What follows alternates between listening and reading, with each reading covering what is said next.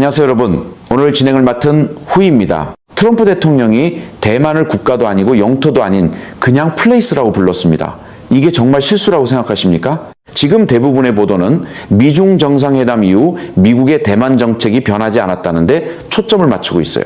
현상 유지가 확인됐다. 전략적 모호성이 유지됐다. 그런데 폭스뉴스 브렛 베이어 인터뷰 원문을 직접 뜯어보면은 거기서 드러나는 구조는 전혀 다릅니다.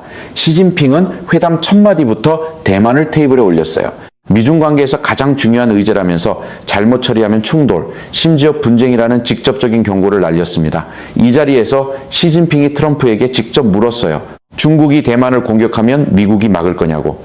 트럼프의 대답은 이겁니다. 나는 그런 것에 대해 얘기하지 않는다. 그리고 140억 달러 규모의 대만 무기 판매를 아직 승인하지 않았다며 이걸 매우 좋은 협상칩이라고 불렀어요. 여기서 질문 두 개가 생깁니다. 답을 거부한 게 전략적 모호성인가 아니면 모호성의 탈을 쓴 후퇴인가, 그리고 동맹의 안보 공약을 협상 카드라 부르는 순간 그 공약의 무게는 어디로 가는가. 오늘 이 영상에서 세 가지 층위를 벗겨봅니다. 표면, 트럼프가 실제로 뭘 말했는가, 동기, 왜 이 시점에 이 언어가 나왔는가, 그리고 결과, 이것이 한반도에 어떤 충격파를 보내는가. 시진핑이 회담 시작부터 대만을 올린 이유는 하나예요. 이란, 무역, 반도체, 히토류, 이 모든 의제를 대만이라는 카드 아래로 종속시키겠다는 선제포석입니다. 형주를 빌려주면 돌려받기 어렵다는 걸 삼국지 1군부는 다 아시잖아요. 이건 단순한 대만 발언이 아닙니다. 트럼프식 동맹 간의 작동 원리가 공개 인터뷰에서 처음으로 완전히 노출된 순간이에요. 정책 불변이라는 포장지 안에 실제로 뭐가 들어있는지를 봐야 합니다. 보수 주류 매체들이 현상 유지 확인이라는 헤드라인 하나로 덮어버린 것들, 그 목록을 지금부터 하나씩 열어보겠습니다. 주류 언론이 전하지 않은 구도를 짚을 테니까 끝까지 함께 가주세요. 먼저 트럼프의 실제 발언을 정확하게 짚어야 합니다. 5월 15일 폭스뉴스 인터뷰에서 트럼프는 대만을 이렇게 불렀어요. 플레이스. 아무도 어떻게 정의해야 할지 모르니까 그냥 플레이스라 부르자. 이것은 미국 역대 대통령이 공개 방송에서 대만을 지칭한 방식 중 가장 낮은 격의 표현입니다. 국가도 아니고 영토도 아니고 동맹도 아니고 그냥 장소. 이 단어 선택이 왜 중요하냐면 이건 베이징이 대만의 국제법적 지위를 모호할 때 사용하는 프레이밍과 거의 일치하기 때문이에요. 중국이 대만을 독립된 정치적 실체로 인정하지 않으면서 자국 영토의 일부라 주장하는 논리, 그 논리의 언어적 전제를 미국 대통령이 자기 입으로 깔아준 겁니다. 정의할 수 없는 존재라고 말하는 순간 보호해야 할 대상으로서의 자격도 모호해져요. 트럼프는 여기서 한 발 더 나갔습니다. 같은 인터뷰에서 확률을 따져보면 중국은 매우 강력한 대국이고 대만은 매우 작은 섬이다. 59마일 떨어져 있다. 미국은 9,500마일 떨어져 있다. 이건 좀 어려운 문제라고 했어요. 이 발언의 구조를 보세요. 크기를 비교하고 거리를 비교하고 그래서 어렵다고 말하는 겁니다. 이건 동맹의 안보 공약이 아니라 부동산 거래의 수익성 계산을 하는 언어예요. 강대국 옆에 있는 작은 섬을 9,500마일 떨어진 곳에서 지키는 게 수지가 맞느냐는 논리입니다. 이걸 대만이 아니라 한반도에 대입하면 어떻게 되느냐. 중국은 강대국이고 북한은 핵보유국이고 한국은 미국에서 6,900마일 떨어져 있다. 트럼프의 비용 대비 수익 프레임에서 한반도만 예외라는 보장이 어디에 있습니까? 그런데 문제는 이것만이 아닙니다. 같은 인터뷰에서 나온 세 가지 핵심 메시지가 서로 정면 충돌해요. 첫 번째, 미국의 대만 정책은 변하지 않았다. 트럼프 본인의 말입니다. 두 번째, 140억 달러 규모 무기 판매는 아직 승인하지 않았고 할 수도 있고 안 할 수도 있다. 이건 중국의 태도에 달렸다. 매우 좋은 협상칩이다. 역시 트럼프 본인의 말이에요. 세 번째, 누군가가 미국의 지원을 믿고 독립을 선언해서 미국이 9,500마일 떨어진 곳까지 가서 전쟁하는 상황을 원하지 않는다. 이것도 트럼프입니다. 정책 불변이라고 하면서 무기 판매를 거래 카드로 부르고 방어 의지를 거리 논리로 상대화하는 건 모순이에요. 한 사람의 입에서 나온 세 문장이 삼각형처럼 서로를 부정합니다. 정책은 불변인데 무기는 거래 카드고 전쟁은 안 하겠다는 거예요. 이 세 가지가 동시에 성립할 수 없다는 건 초등학생도 알 수 있는 논리입니다. 같은 날의 모순은 행정부 내부에서도 확인됩니다. 루비오 국무장관은 MBC 인터뷰에서 미국의 대만 정책은 변함없다고 했어요. 그런데 트럼프 본인은 에어포스 1에서 기자들에게 어느 쪽으로도 약속하지 않았다고 말했습니다. 이 두 발언 사이의 거리가 곧 미국 대만 정책의 실제 폭이에요. 국무장관은 제도를 지키려 하고 대통령은 거래를 열어두려 합니다. 누가 실제 정책을 결정하는지는 말할 필요도 없겠죠. 시진핑 쪽의 움직임도 읽어야 합니다. 시진핑은 회담 시작과 동시에 대만이 미중 관계에서 가장 중요한 의제라고 선언했어요. 신화통신이 공개한 발언록에 따르면 잘 처리하면 관계가 유지되고 잘못 처리하면 충돌과 분쟁이 온다고 했습니다. 투키디디스의 함정을 직접 언급한 것도 같은 맥락이에요. CNBC에 따르면 시진핑은 두 나라가 이 함정을 피할 수 있겠느냐는 수사적 질문을 트럼프에게 던졌습니다. 그리고 MBC가 보도한 결정적 장면이 있어요. 시진핑이 트럼프에게 직접 물었습니다. 중국이 대만을 공격하면 미국이 말겠느냐고. 미국 대통령 면전에서 무력 통일 시나리오의 반응을 직접 타진한 겁니다. 이건 이 옵션을 완전히 배제하지 않고 있다는 의미예요. 한편 중국 관영 매체는 대만 관련 논의를 일절 보도하지 않았어요. CNBC 분석대로라면 이건 시진핑이 원하는 수준의 양보를 받아내지 못했다는 반증입니다. 양보를 받았으면 대서특필했겠죠. 트럼프는 같은 인터뷰에서 나보다 대만을 많이 아는 사람은 없다고 했는데 바로 그 자리에서 대만을 국가명 대신 플레이스라고 불렀어요. 아시는 게 많으시긴 한 모양입니다. 이쯤에서 다들 놓치고 있는 부분이 하나 있습니다. 그래도 답을 안 한 것 자체가 전략적 모호성 아니냐는 반론이에요. 상대가 어떻게 나올지 모르게 만드는 게 억제력의 핵심이니까요. 이 말은 맞습니다. 전략적 모호성은 미국이 1979년부터 유지해온 대만 정책의 기둥이에요. 그런데 이 전략이 작동하려면 하나의 조건이 필요합니다. 상대방이 어쩌면 미국이 개입할 수도 있다고 진지하게 판단해야 해요. 그 가능성에 대한 불확실성 자체가 억제 장치인 겁니다. 트럼프가 공개 인터뷰에서 9,500마일은 너무 멀다. 무기 판매는 협상 카드다. 독립하면 끌려 들어갈 수 있다고 말한 순간 그 불확실성에 무게추가 개입하지 않겠다 쪽으로 기울어집니다. 모호성이라는 껍데기는 남아있어요. 하지만 모호성이 만들어내야 할 억제의 무게가 빠져나간 겁니다. 결정적인 지점이 하나 더 있어요. 1982년 레이건 대통령 시절 확립된 대만 관련 6대 보장. 이 중 핵심 원칙이 대만 무기 판매에 대해 중국과 사전 협의하지 않는다는 것이었어요. 40년 넘게 공화당, 민주당 가리지 않고 유지해온 원칙입니다. 트럼프가 시진핑과 무기 판매를 매우 상세히 논의했다고 직접 밝힌 순간 이 원칙은 실질적으로 훼손된 거예요. 뉴욕타임스가 즉각 지적했고 미 상원 초당적 의원들이 회담 전에 보낸 서한에서 미국의 대만 지지가 결코 협상 대상이 될 수 없다고 경고한 것도 이 때문입니다. 대만 의회는 이미 250억 달러 특별기금까지 마련해놓고 무기를 기다리고 있어요. 돈은 준비됐는데 무기가 협상 칩이 된 상황. 이건 단순한 지연이 아니라 구조의 변질이에요. 그런데 진짜 그림은 이 다음에 나옵니다. 이게 왜 한국 문제인지. 트럼프의 핵심 프레임을 다시 보세요. 우리가 9,500마일 떨어진 곳까지 가서 전쟁할 이유가 있느냐. 이 논리를 대만에서 한반도로 치환해 봅시다. 서울에서 워싱턴까지 거리가 6,900마일입니다. 트럼프의 거리 논리에서 한반도만 예외라는 근거는 어디에도 없어요. 거리가 더 가깝다고요? 9,500마일이나 6,900마일이나 트럼프에게는 둘 다 너무 먼 곳이에요. 트럼프가 이 구조의 발언을 한 게 이번이 처음이 아닙니다. 우크라이나에 대해 내가 있었으면 전쟁 안 났다고 했고 이스라엘 10월 7일 공격에 대해서도 내가 있었으면 하마스가 안 했을 거라 했어요. 이번에는 대만입니다. 내가 있을 때는 중국이 안 할 것이다. 내가 없으면 모른다. 세 사안의 공통 구조가 보이시죠? 미국의 억제력이 제도적 안보 공약에서 나오는 게 아니라 트럼프라는 개인의 존재 자체에 의존하는 구조예요. 동맹의 작동 여부가 법과 조약이 아니라 한 사람의 기분과 재임 여부에 걸려 있다는 뜻입니다. 무기 판매를 협상 칩이라 부른 것도 같은 맥락에서 봐야 해요. 1979년 대만관계법은 미국에 대만의 자기 방어에 필요한 방어 물자 제공 의무를 부여하고 있습니다. 이건 관례가 아니라 법이에요. 트럼프가 이걸 매우 좋은 협상 칩이라 부른 순간 법적 의무가 거래 카드로 전환된 겁니다. 뉴스핌은 이걸 정확하게 짚었어요. 대만에 대한 미국의 안보 보장이 정치적 거래 대상이 될 수 있다는 불안이 증폭됐다고요. 이제 이걸 한국에 대입하세요.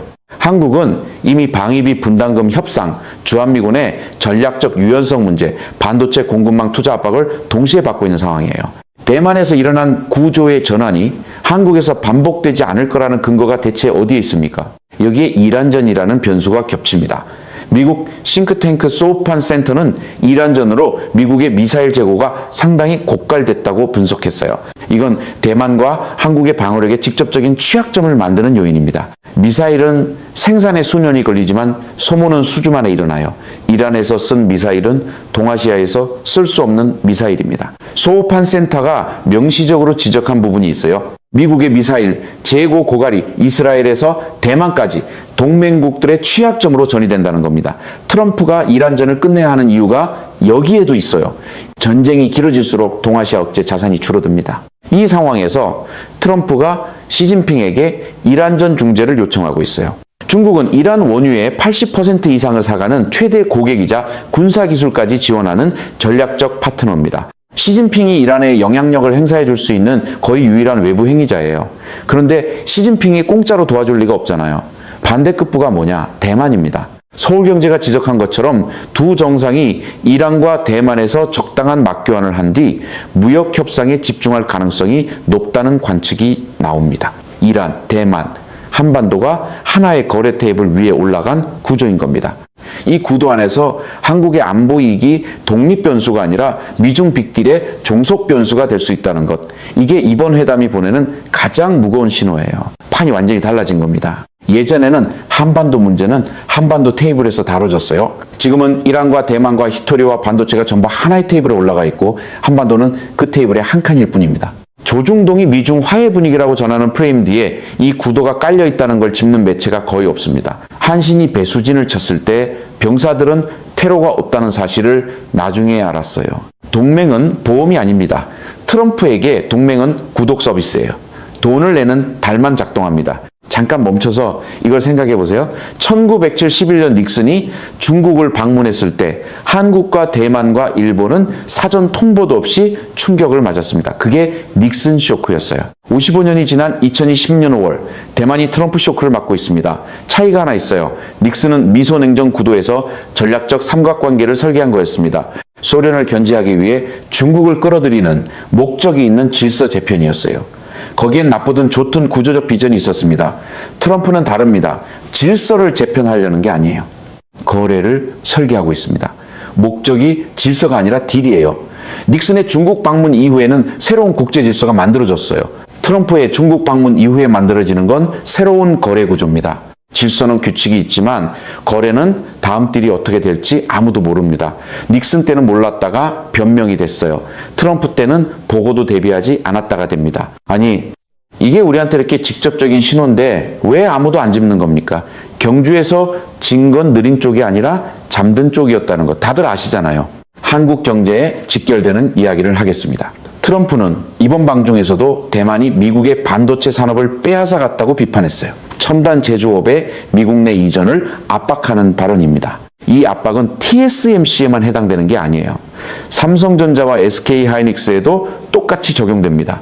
한국의 2025년 반도체 수출은 한국무역협회 기준 1,734억 달러로 전체 수출의 24.4%를 차지해요. 미중 반도체 거래의 방향이 곧 한국 거시경제의 방향인 겁니다. 서울경제 보도에 따르면 시장이 주목하는 시나리오가 있습니다. 세계 정제 비중 90% 이상을 장악한 중국의 히토류 수출 통제 완화와 미국의 첨단 인공지능 반도체 장비 수출 허가를 맞바꾸는 거래요. 가브칼리서치 최고 경영자는 이 경우 반도체 가격 하락 압력이 커질 수 있다라고 경고했습니다.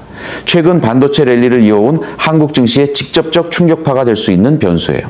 여기에 미국이 연단위 라이선스 제도로 삼성과 SK하이닉스의 중국 내 생산 환경을 관리하고 있는 상황까지 더하면 이 라이선스 자체가 새로운 협상 도구가 될 수 있습니다. 반도체가 한국 수출의 4분의 1인 나라에서 이 변수를 외교 이슈가 아니라 경제 생존의 문제로 읽어야 하는 이유가 여기에 있어요.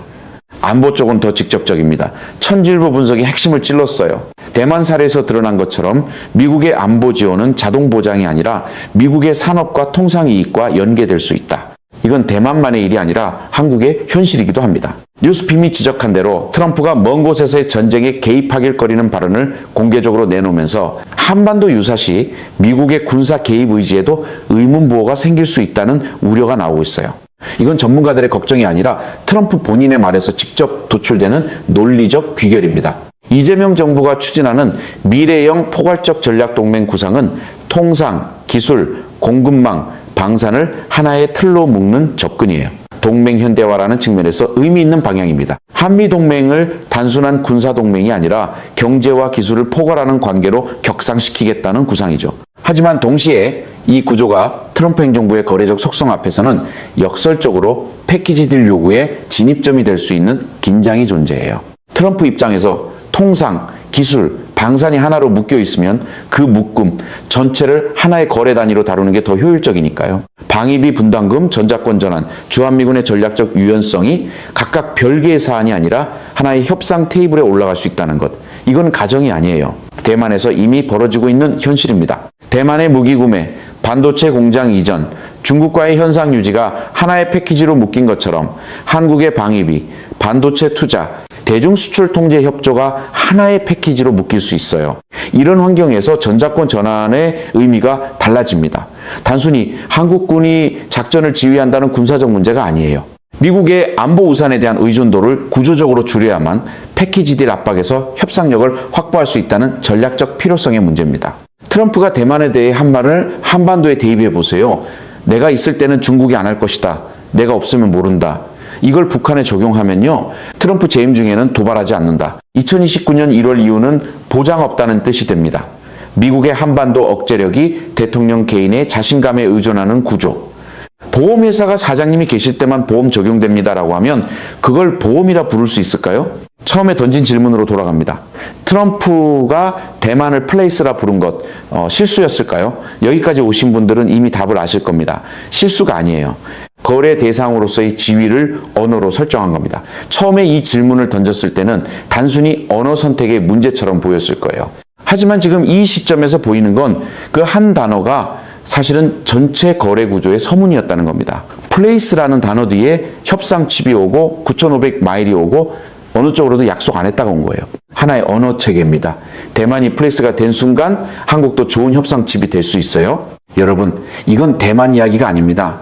우리 이야기예요. 12월 3일 이후 민주주의를 복원한 국민이 이제 안보의 자율성까지 요구해야 하는 시대가 온 겁니다. 이재명 정부가 말하는 전략적 자율성이라는 것, 과거에는 외교적 수사처럼 들렸을 수 있어요. 하지만 트럼프가 동맹의 안보 공약을 공개적으로 거래카드라 부르는 시대에 전략적 자율성은 구호가 아니라 생존 전략이 되어야 합니다. 그 시점이 바로 지금이에요. 마지막 질문 하나 던지겠습니다. 트럼프 임기가 끝나는 2029년 1월까지 한국은 미국의 안보 우산이 계속 작동할 거라고 전제하고 정책을 설계할 겁니까? 아니면 그 우산이 접힐 가능성까지 포함해서 설계할 겁니까? 대만은 이미 250억 달러 특별 기금을 마련해 놓고 미국산 무기를 기다리고 있었습니다. 돈을 준비하고 법을 통과시키고 기금까지 만들어 놨어요. 그런데 그 무기가 협상칩이 됐습니다. 준비를 다 해놔도 상대방의 규칙이 바뀌면 소용이 없다는 걸 대만이 지금 보여주고 있어요. 한국의 전자권 전환 가속화, 독자 방위력 강화, 반도체 공급망 자율화. 이 세 가지가 더 이상 먼 미래의 옵션이 아니라 지금 당장의 필수라는 사실이 이번 베이징 회담에서 증명됐습니다. 대만이 트럼프 쇼크를 맞는 걸 보면서도 한국이 같은 구조에 대비하지 않는다면 그건 경주에서 잠든 쪽과 다를 게 없습니다. 이 분석이 도움이 됐다면 구독과 좋아요로 알려주세요. 다음 영상에서는 이란전 종결 시나리오와 한반도 안보 재편을 다루겠습니다.